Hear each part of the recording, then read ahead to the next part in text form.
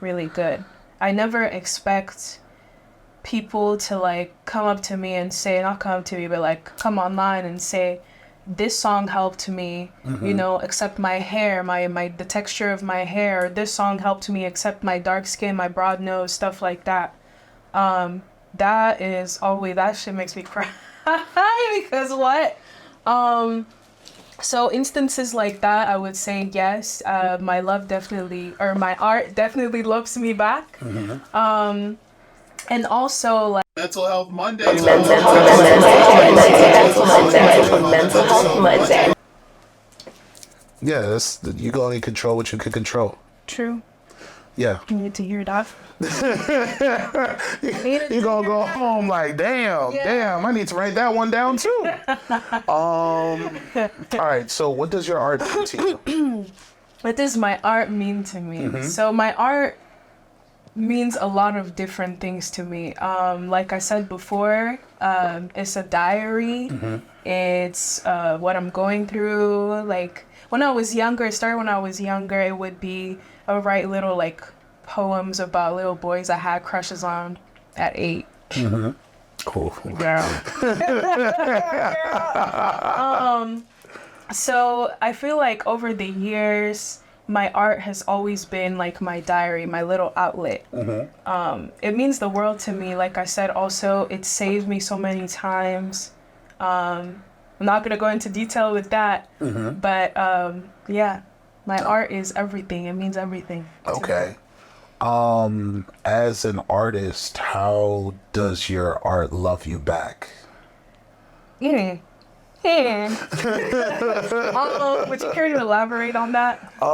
So when at one point in my life I used to work for this company CRW, right? CRW. CRW stands for Chesapeake Wheel and Rim, and I made and delivered a lot of wheels that are on fire trucks and ambulances in the DMV area. Cool. Right?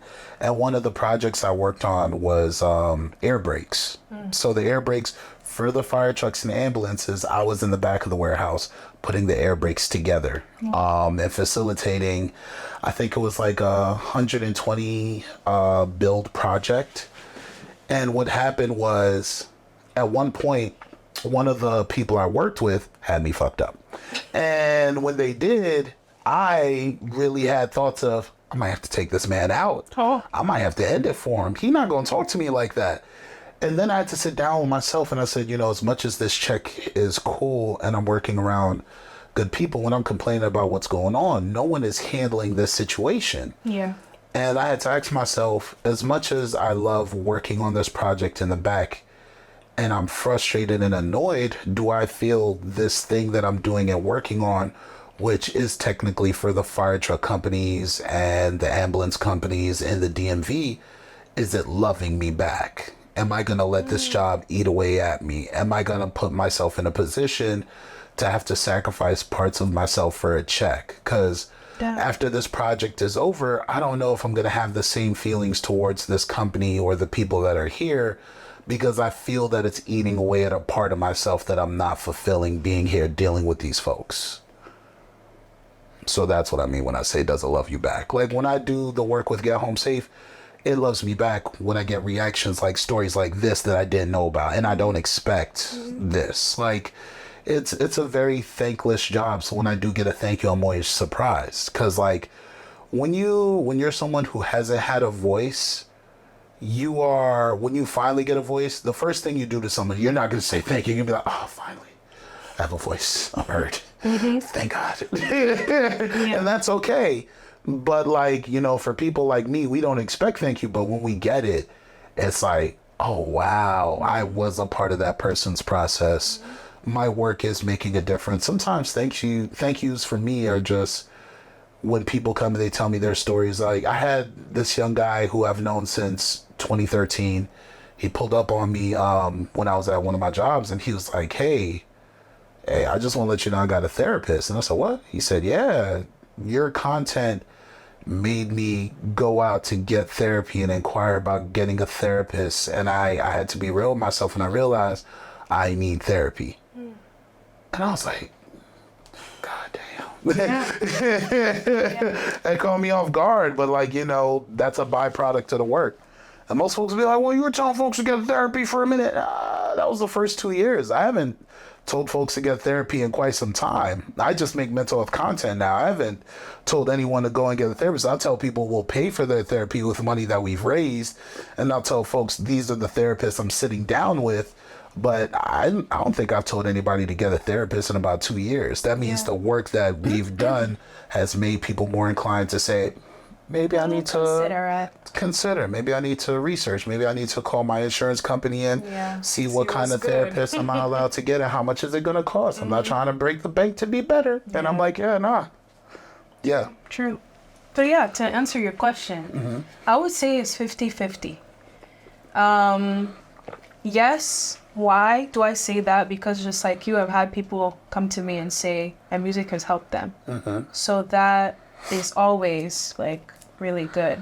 I never expect people to like come up to me and say, not come up to me, but like come online and say, this song helped me, you know, accept my hair, the texture of my hair. This song helped me accept my dark skin, my broad nose, stuff like that.